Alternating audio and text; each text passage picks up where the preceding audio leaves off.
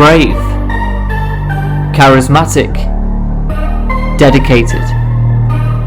These are just some of the words that describe our guest on the TTM podcast tonight. A distinguished author, motivational speaker, and world-class boxer, Ashley Treasure Theophane's story has taken him from the mean streets of London to the bright lights of Las Vegas.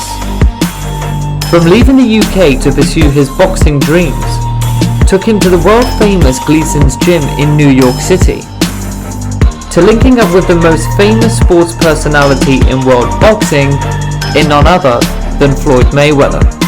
So sit back and listen to one of the most unorthodox boxing careers of any British fighter in recent years, culminating in over 50 career victories. You're listening to the TTM podcast.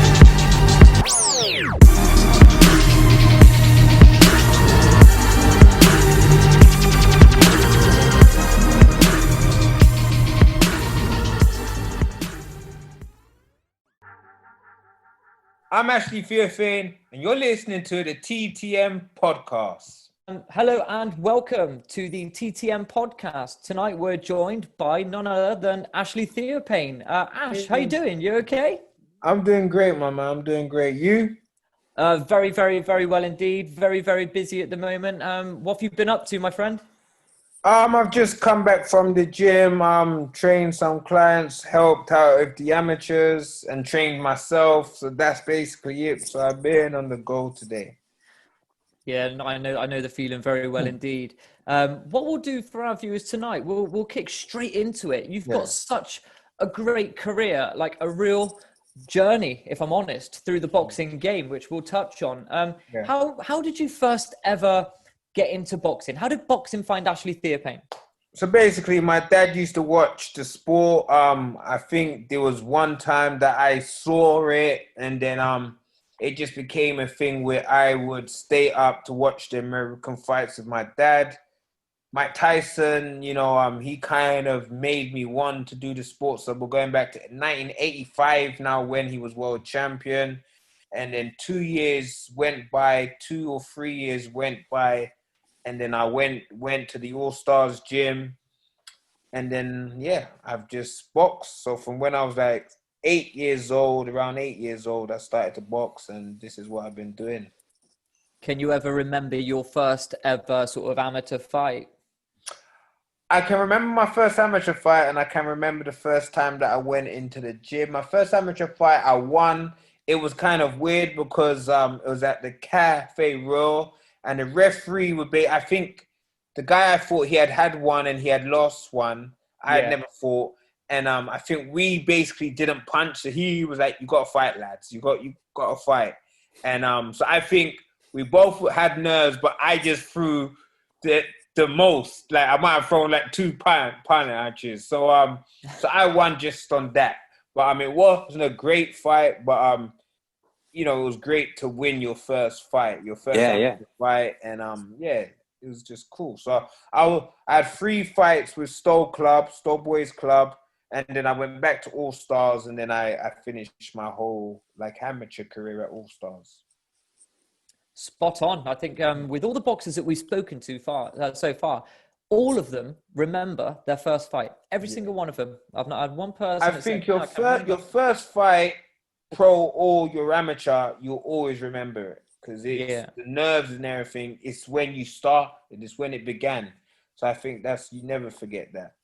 Can you ever remember the first time that you signed a pro deal, and for instance, who that was with and how that made you feel when you felt like a sense of belonging to a promotional company? I signed a 3-fight deal with Eugene Maloney, 2003, I think. I think I only had 2 fights with him though. We didn't get to see the whole deal because we fell out. But for me it was cool because I turned pro actually in 2002. But it took me 8 months to get my first pro fight because I didn't do much in the amateurs. No promoter wanted to give me a chance. So, you know, my manager at the time, he went around trying to get me fights.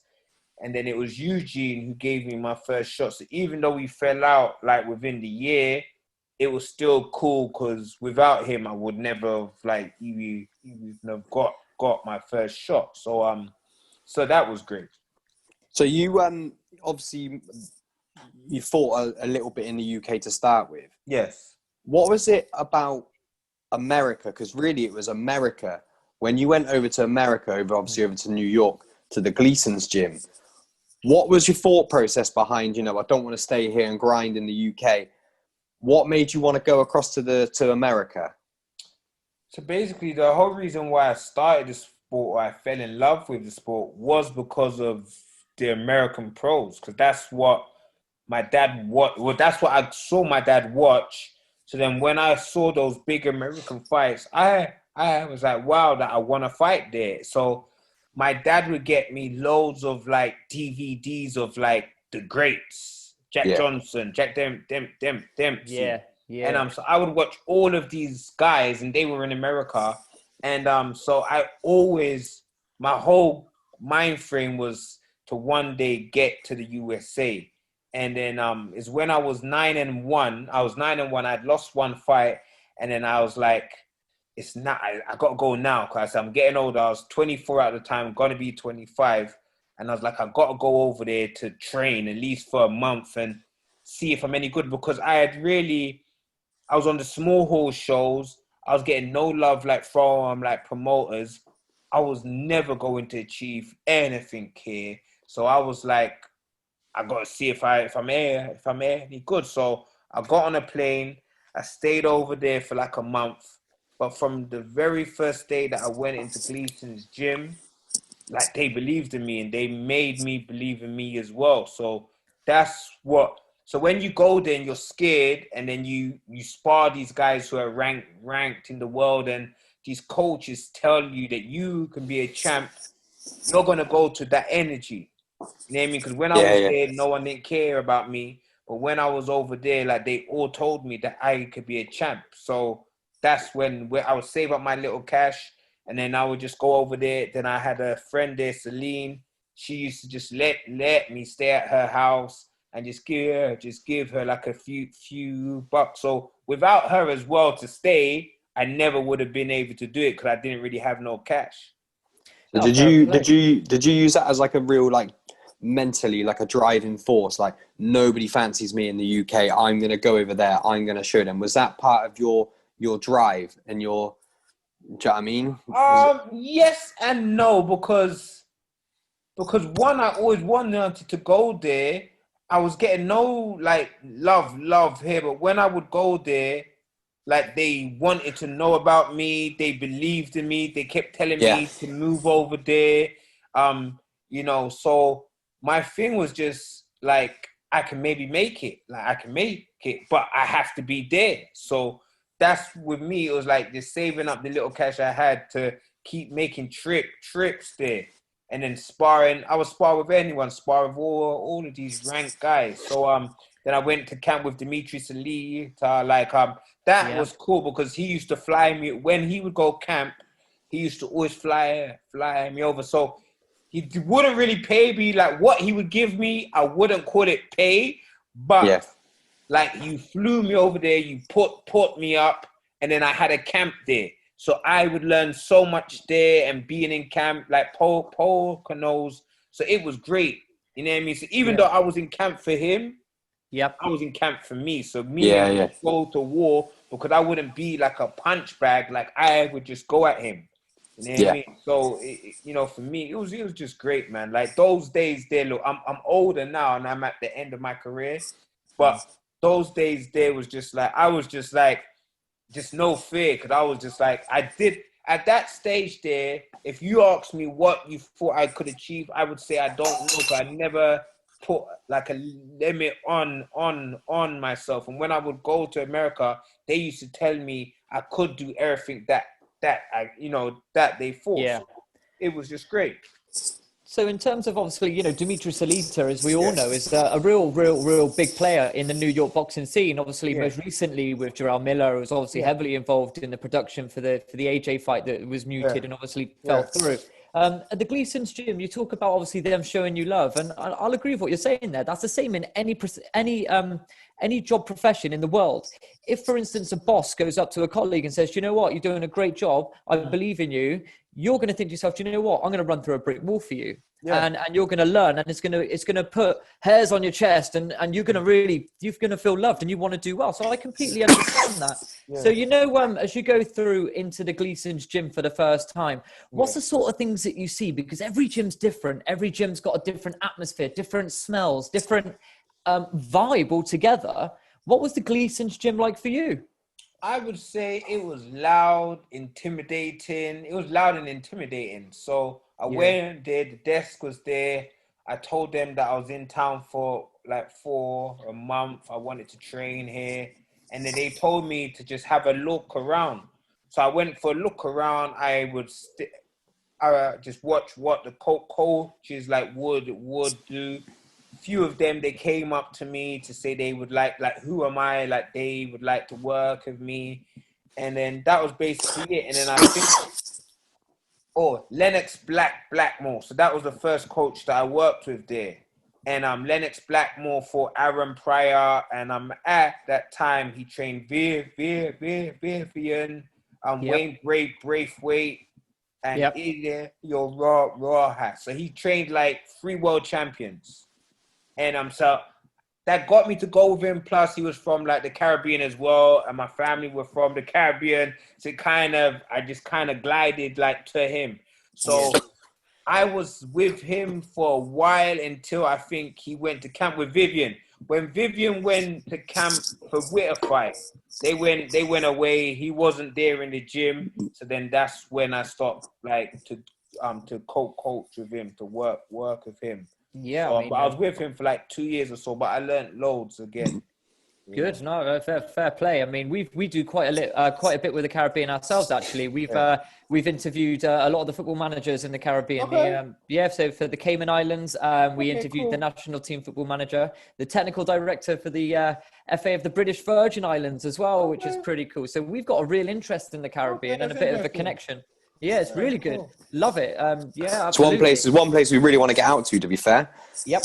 Absolutely. So from New York then, Ashley, I saw an interview with yourself where you said that you wanted to, New York was good for you, but you wanted to get over to Las Vegas because that's where you felt the real bright lights were. So effectively, you're living the American dream at this point, aren't you? You're in New York, you're grinding, you're working hard, you're doing well, you're making a name for yourself. Yeah. You went to Las Vegas. What happens next? So I went over there. So I first went there when I was British champion. So I go over there for 2 weeks. It went well. I lose the British belt, and then I think what next? I can't get no fights here again. So I said like a year ago, like Floyd was mad cool with me. I'm gonna go back there, see if I can get on TMT, because Shea Smith had just won the world belt, and he was older than me. So I was like, if Floyd's gonna help him, and we have like the same career, he might help me. So I went over there, and the first day, like Floyd was like, you come back. So I was like, oh shit, like he remembered me. And then so I had paid for a month to go there to see how it goes. And then by the end of the month, it was going great. Like he was saying that he wants to help me in my career. He knew about some decisions that I should have got that I didn't get. And then so I was like, cool. So then I extended for another month because he was in camp for Guerrero. So then I stayed till the end of the Guerrero camp. And then I was just sparring anyone who was a world champ, who was ranked, who was anything. I just spar. I have to get on the team. And so Floyd would watch me. I would go for runs with Floyd. And then on the night that he won, like straight afterwards, when he was with some reporters, he told me to come over. And then he said, that this is my champion from all over the world. That there. This is my guy, Ashley. So I was like, oh, shit, like I'm with him. Yeah. And then that's when I found out that I was with Floyd. I came back home for like a month. And then a guy wanted to sign me in New York. Louis Colazzo's team. Right. They flew me over for like a week or for 2 weeks to spar with him. We sparred and stuff. They wanted to sign me. But then I said, I'm gonna go back to over there because Floyd said he's gonna sign me. So I went back there and then just started to spar with Bay. And then, like I got on the team. That's when I got on the team to fight for Canelo on the Canelo card. I was in the gym. He was seeing me spar in the gym. And then we went out to a club like one night. And there was a pro there who we were supposed to fight each other. But I don't know if he wanted more cash or whatever it was. But we didn't fight each other. But he saw me with Floyd now. So he's like, like you're with Floyd. So he started to shout at me in the club. And I'm just like, I'm with Floyd in it. I don't want to act up. So I'm trying to act good. And the guys are saying to me to be cool. And then I think Floyd liked that the guy was calling me out in the club. So straight outside, we went outside in the club. And that's when he said, yeah, you will go in to be on my card, like Canelo card. And then I was just like, thanks. And then, then we just started the camp. I think it's wicked, to be honest. I mean, obviously, Luis Colazzo is a great fighter in his own right. Amir Khan actually fought him a few years ago in a really good fight. It was they very, fought on very the same good. card as me, because that's when AB fought on the Floyd card. That's correct. Yep, Maidana, absolutely. I think. Maidana, we all fought on the card. Yeah, absolutely. I remember watching it. It was a brilliant card, actually. It was very good. Yeah, as far as I'm concerned, obviously, just to rewind just an inch, obviously you had the DeMarcus Corley fight. Yes. You know, as I look back through your career, do you know what? You don't get enough respect for that victory. That is a really, really big win. You know why it was a big win? Because he had just lost to Devin in a world tire tour thing. So it was for the number one spot. And he lost that on points. And I was his comeback fight where he was supposed to win. Even the news over here was saying, like I'm supposed to lose, blah, blah, blah, blah. So when I won, it was a big win because they didn't believe I was going to win. And straight after that fight, I was supposed to fight Zab because Zab was on the Roy Jones and the Cal Zab fight. And I was supposed to fight Zab, but I was training at the same gym as Zab at that time. And when his team found out, because they did watch me and Dimitri spar, so when they saw how good I was, they were like, don't fight him, Zab, because it was only supposed to be a small fight for Zab. So they were like, don't risk it with him because this kid can fight. Yeah. So it was a shame because we were supposed to fight, I think, 3 times, me and Zab, and we never got to fight. Zab Judah's been in with the best of them, clearly. Yeah, of course. That's why I would love. Even when I got to spar him when I was in Floyd's camp, and it was great. Me and DeMarcus, and I was spar them too. And it was just great to spar. Even though I wanted to fight him, it was just great to be in there with him because he had done it all. He was a guy that I liked when he used to campaign. So it was great just to spar with the man. And then also we moved forward. Danny Garcia. So how does it feel to know that you did better against Danny Garcia than Amir Khan did? Facts. Yeah. And the crazy thing about that was, because it was on Sky Sports at the time, Sky Sports refused to interview me, and I was like, why wouldn't you interview me? Because we're fighting the same guy. Why wouldn't you want to know what I think on it and stuff? Yeah. So Sky Sports didn't say anything about me going in there with him or anything. So it was kind of weird. And then he went out there and he sparked Khan. I actually thought that Khan could have won the fight, but because he rushed in and he got caught. Yeah. And because I knew of his power, so basically when I got the fight, he was on the rise and I was his first test. And I watched this guy, and the manager that I had at the time, I got offered him or some other guy, and I wanted the other fight because the guy was a world champ. The guy used to be world champ. What is his name? Hope. I was supposed to fight Hope. Hope. So Oh, I was yeah, offered yeah. Hope. I was offered Hope, and I said I prefer to fight Hope because Hope was a world champion. Like this Garcia kid, I don't know him. And then he fought Mabuza instead because I said no to. Well, because my team said no to the fight, he fought Mabuza. And Mabuza won, and then I was pissed. I was like, oh shit, that would have been me. And then but then I fought this kid.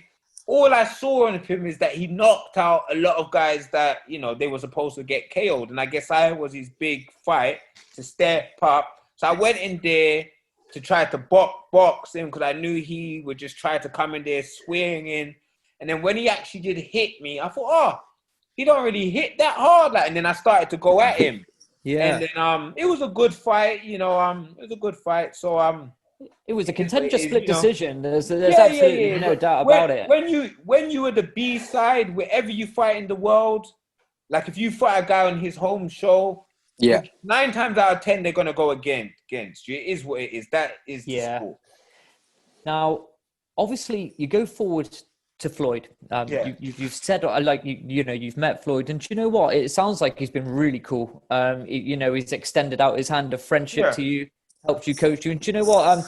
From the outside looking in at Floyd, it is quite clear what he says. With hard work and dedication, you can achieve what you need to achieve. I think that's why he likes me. I might not have been the fastest or the most skillful, but he knew I would come in there, I wouldn't bullshit, and I would just work hard. So absolutely. I think that's kind of what it was. And I was just kind of, where the Americans are like loud and all of that, I was just kind of reserved and chilled. So I would just be there and just chill in the background. Yeah. I've always wondered, right? So watching obviously with Leonard Ellaby and obviously all the team there. So did you have like an actual contract with Floyd Mayweather, or was it sort of like a friendship thing, really? No, I some of the guys at the start, they didn't have no deals with him. Just was there. But I had to have a deal with him because I needed my work permit. So but yes, So I had to have a deal with them. So I had a 3-year deal. The 3-year deal, it ended straight after the AB fight, and then it got extended for like another 3 years. That's cool. And obviously Adrian Broner is a massive character. I mean, I have never seen such a self-destruction of a boxer in my career. I'm going to be honest with you. It's fact. I mean, this guy, you see him on social media, you're thinking, what are you doing? You've got such talent. And he has a multiple weight world champion. Let's be real. Yeah. He's got a great talent. And you're seeing him all over Twitter. He's in jail. He's out of jail. He's chucking money around. He's bringing out rap songs. Mate, get your head down. Get your bum in the gym. Work hard and go and achieve something. Do you know what? I would give anything to be in that guy's shoes. You know what I'm saying? And he's just pissing it up the wall. What's he like to be in the ring with, Ashley? To be in the ring with him, it was actually cool. Like, I found him to be very strong. I was surprised at how strong he was. He didn't work. He didn't throw a lot. As we know, he doesn't throw a lot. But when he did throw, I would feel his shot. So that was kind of like when I had gone in there, our thing is that I don't hit harder enough like a Maidana. But I was like, could basically do like the Paulie thing, just outwork him. Yeah. So that was kind of my thing in the gym, was just to throw a lot. So by like in the gym, I was throwing like 100 shots around. So I was in great shape. I was sparring with guys that fought his kind of style. But the one thing was they didn't hit as hard as him. So when he hit me, it was like, oh shit, like I didn't want to get hit. So then I wasn't throwing as much as I could have thrown because he hit hard. Absolutely. So, what was the build up like? So in the build up to that fight, was there any sort of back and forth? Was he a prick to you at all, or was it fairly respectful? He done the AB thing in it. So Floyd basically, that's why I say Floyd was cool. Floyd basically got into his head. Like, Floyd would do what I was supposed to do, but Floyd would do it knowing that it would upset him because they were so close for many years. And then Floyd would just chat shit about him. So Floyd would basically do it and then come to the gym the next day and say, yo, Ash, did you see what I did? Did you see what I did on the thing? Blah, blah, blah. And I would say, yeah, like I saw it. And then, so Floyd would be like, I've done my job. it's up to you to do your job. Like I've played my role. I've got you to fight. I've got into his head. It's up to you to do it in the ring. And I said, I know, Fred, I'm gonna do it. And so going into the fight, I believed 100% that I would win because everything I could have done to prepare, like I done. Like sometimes, maybe they might have said I might have overtrained because there may have been some days they said to take off, and I was like, nah, I'm cool. Like I won't work. So there may have been some days that if I should have taken off. I don't know, but like I was in great shape, like maybe the best shape I've ever been in. So it's just a shame it didn't translate to the fight. Yeah, because everything on your was just feet. on point. So it's just a shame that what I did in the gym, I couldn't do on the night. Yeah, I mean, you know, with Adrian I didn't do on Broner. the night. Well, I mean, to be fair, a lot of people have lost in terrible circumstances to Adrian Broner. I mean, let's be honest. I mean, I was probably a bit harsh with him a minute ago. He is a world-class operator. No. He's for everyone, and there's a reason why he's for everyone. That's one thing I say about him. He's not scared to get in the ring with anyone because he's for everyone. Like he's won and lost, so he's not scared to get in the ring with everyone. So, you know, that experience there still. So it is what it is. You know what I mean? He's been a 4-weight champ or 3-weight champ, whatever it is. It's big what he's done, but it's crazy that we say he should have even done more. You know what I'm saying? He's done that, but we say he should have done more. Yeah, so, you know. Absolutely. And then obviously after the AB fight, you say obviously you signed an extension with a deal, which is great, which is really good for you, Ash. I mean, from there, obviously the deal then comes to its you know, it's maybe its natural end, and you go on. This is unbelievable what I'm going to say now. This world tour is epic. It's mental. And for the viewers listening at home and they're going to be watching on YouTube, I'm just going to say the running order, actually, really quickly. The thing is, there might be one of them that the box rec they haven't put in there. Which is, should we see if I've got it right then? Go on, because if you went to Wikipedia, it's on Wikipedia. But here we go then. So you sign Las Vegas. You then go to Germany. You then go to Hungary, down to Africa to Ghana, then back into Poland, and then unbelievably across the world to Central America to Mexico. You then come back to Eastern Europe into Hungary, and then a little stint in the Middle East in the UAE. And then from there, you end up in Romania, and then into Denmark, and then along the way... You got the list right. Okay. And then research. Absolutely. And then just for good measure, to put the TTM podcast seal on it, you pick up a German international title along the way. Unbelievable. What are your plans now going forward? There has been talk. We all know what the talk's been. Where are you at? James, do you want to ask Ash anything about the future? First of all, what I do want to say is fair play for that world tour. Yeah. A lot of fighters in your position might have finished a deal with money. Possibly, I don't know. I don't want to speculate. Made a good amount of money off of that personally. Might have gone, that'll do for me. You know, I think your drive, your dedication, your determination and ambition is very, very impressive. You know, a lot of guys respect to you, Ash, because a lot of guys might have called it a day there or gone into an easier fight. So that is one hell of a run that you've gone on there, and fair play to you for that. Conor Benn. Talk to us about Conor Benn. How close was that? We've seen he's just announced that he's going to fight. Yeah, he's going to fight. He's got a fight now, hasn't he? Sean, which is a good fight, like, for him. He messaged me. He asked me to spar, like, for this fight. We ain't going to spar. But, I would fight him afterwards. But I know the British champion guy, I think he was upset because I think he thought that he was actually going to fight him. So he was surprised that it wasn't him. So who knows what Ben is going to do? But I think it's a Warren Hearn thing that stopped that fight from going through, whatever it is. But I would see after I finished the world tour, I was like, I'm basically done. Like after this fight, I went to the changing room and I was just like, yo, I'm tired. Like I'm tired. So I like as you said, I could have retired with Floyd and stayed over there. Like I didn't have to come back. I chose to come back. Sometimes I'm like, damn, I should have stayed over there. Yeah. You know what I'm saying?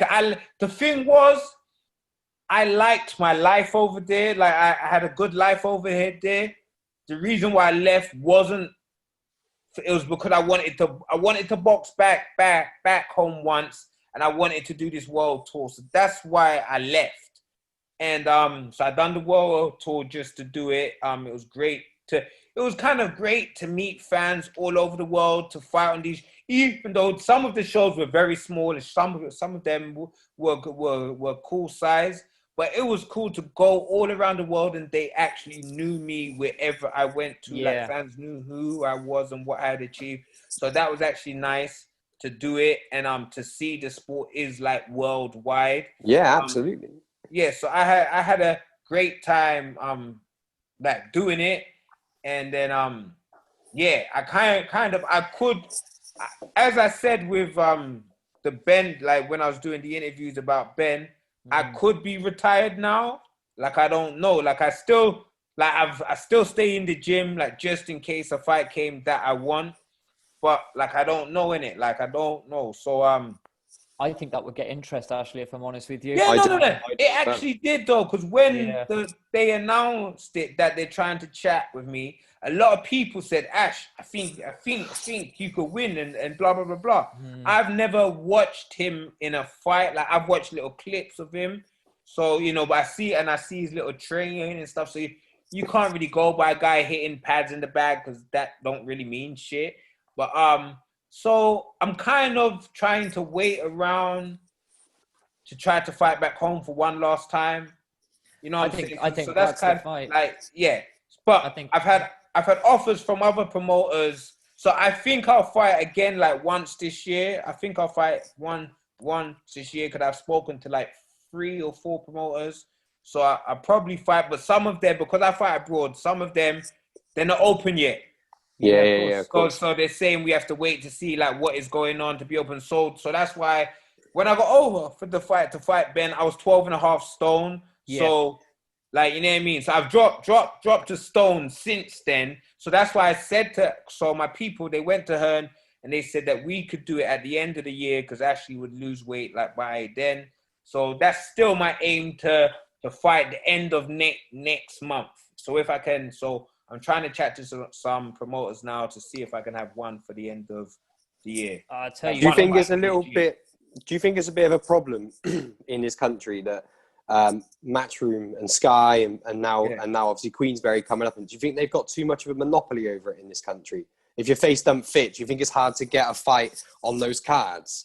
Well, 100%. Well, you got hair in this sports, but like hair in this sports are like for the guys who can't get in with those two. Yeah, go to hair and sports. Yeah, of course. Yeah. They'll take the guys who no one wants. But then you got MTK now, and MTK are signing a lot of guys. They do small shows, they do big shows. So MTK are like the middle ground. You know what I'm saying? Like they because their boys fight on all of the shows. That's they do their own shows. So I think like MTK are good to be with.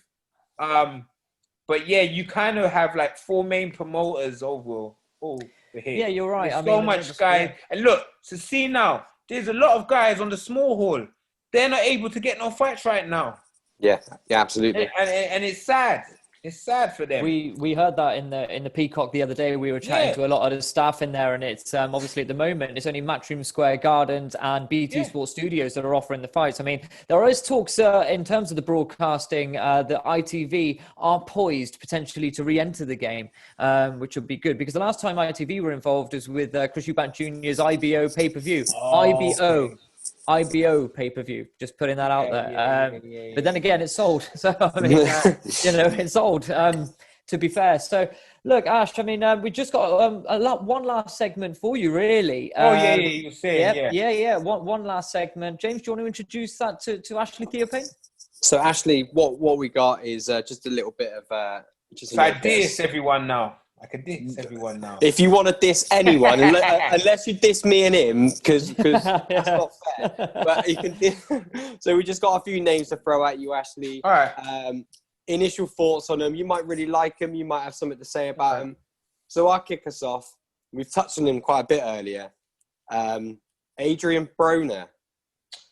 I'll say I think he's a nice guy. Other than our fight, he's always treated me good before, and he's treated me after well. So I would say I think Adrian, he's misunderstood, and I think he's a nice guy. And as well, he didn't have to give me the shot, because when I got the shot, he called me out, and I was not ranked at the time. Right. So you know, he's a nice guy because he, you know, I made the most I ever made. I made with him, like so. Do you think it's a bit of a front with him? No. I think he's actually like that, but I guess where he's from, it's normal. Yeah. You know what I'm saying? So he's not nothing like his friends or whatever. That's how they are. So I just think where he's from and whatever, that's just how they are. You know what I mean? The next one we've got is a Mr. Eddie Hearn. Oh, Hearn. I'm not a fan of him. You know what I mean? I don't know him, but I've met him once or twice, and I'm not a fan of him. I'm just not a fan of him. Yeah. But you'd like to fight on one of his shows, right? I would, but you know, it's thing. I would fight on one of them. He's offered me with Josh, and he's offered me with Ben. If I fight on them, cool. If I don't, I won't lose sleep. Yeah. Cool. Ricky Hatton. I felt let down by him. Right. Okay. You know what I mean? I felt let down by him. If you read my book, Raised by the Hood, I speak about I got signed by him. Hearn wanted to sign me. Frank Warren wanted to sign me, and I signed with Hatton because I went to his house, and he basically said that he believed in me, and he said he would get me big fights, and then I signed with him. I was with him for 18 months. He didn't get me one fight. Really? Yeah. So I felt it's a shame. It's a shame. In a boxer's career, there is the term and the saying, being active is absolutely essential. And before ring rust usually sets in. From there, we've got just to touch on Ricky Hatton. Sorry, I just want to say I feel let down by him as well, because as a teenage boy, I spent 15 quid of my own money to buy the Mayweather fight. Yeah. And it lasted 2 rounds, and I stayed up till 4. It was 5 rounds. You're talking about the Pacquiao. Yeah. Oh no, Mayweather, he took him to 7, didn't he? Yeah, he did. Mayweather knocked him out at the end of the 7th because his head hit the corner of the ring, and he went down. And then the Pacquiao fight, he caught him with a wonderful. Yeah, the Manny fight, he just got whooped. Yeah, he just got completely wiped out. That's the one, and I'll never forgive him for that. If next time you see him, actually, you tell him James Hounsell will never forgive him. Okay. Do you know what? I've got a really good one. One from maybe left field. A man that's always in the pictures with the money team. A man that's always in the camp. That's actually on the inner circle, but doesn't usually get a lot of press. And that's a Mr. Leonard Ellerby. He's just sent me a text, as you said. He just sent me a text.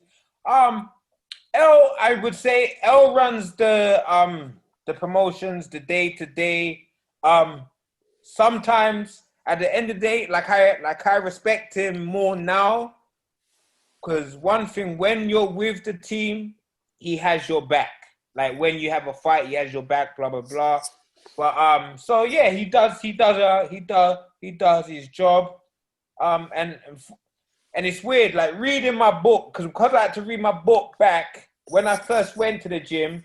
He came up to me and he was mad cool with me, and you know what I mean. So like overall, I like El. You know what I mean. Like I've known him now for 8 years, and you know, I like him. We had an up and down relationship like for a while, because sometimes you want certain fights and you're not getting the fights that you want at the times you want. Yeah. But as they say, you have to wait, be patient. There's a team of guys, and everyone gets their shot at different stages. So you know, I respect him. I respect him now that I no longer like with them. You know what I mean? So yeah, I mean, to be fair, whenever you see him, the one thing that does strike out at you, that man has got style. And he can dress. Yeah, I was gonna. well. He's got style. There's no doubt about that. And he always looks good. Wherever he's in, he always looks. It's the glasses, man. It's the glasses, the rose tinted glasses. Okay. Yeah. Okay, James. Next one for you, mate. Last one for me. This is you may or may not have an opinion on this one. The TTM podcast. Oh, see, yeah. You guys have been cool. It's been a good relax. You've done your research, which is always good. You know, I just finished an interview with IFLT. Yeah, Coogan. So I just spoke with them before. So yeah. So you guys done a good job today. Hello to all our fantastic TTM podcast listeners. We have a real treat for you. Do you have trouble with your sleeping? Do you suffer with anxiety or depression? Do you still have those aching muscles that you keep talking about? Then we have the perfect product for you to try. Supreme CBD. It comes in many different forms. For example, Supreme CBD Face Cream. It uses organic, natural ingredients, leaving your face feeling smooth, and also without the use of synthetic compounds. For those aching muscles, there's Supreme CBD Muscle and Joint Rub, which penetrates deep into the skin and muscle joints, combining the therapeutic benefits of eucalyptus, rosemary, cinnamon bark, and black pepper in a wonderfully hydrating aloe gel. Also, there's more available. We have all of the oils, vapes, and even gummy bears, which are vegan. Now for the best part. Head over to Supreme CBD UK today and enter our unique discount code TTM30 and you will get 30% off of everything on the website. That code again, TTM30. It really doesn't get any better. Head over to supremecbd.uk.